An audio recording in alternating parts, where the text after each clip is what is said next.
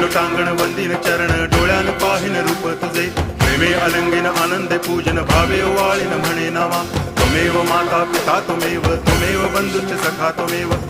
विद्या तरुणं त्वमेव सर्वं मम देव कायेन वाचा मनसेन्द्रियैर्वा बुद्ध्यात्मना वा प्रकृति स्वभावा करोमि यद्यत् सकलं परस्मै नारायणायति समर्पयामि अच्युतं केशवं रामनारायणं कृष्णदामोदरं वासुदेवं हरि गिरिधरं माधवं गोपिकावल्लभं जानकीनायकं रामचन्द्रं भजे हरे राम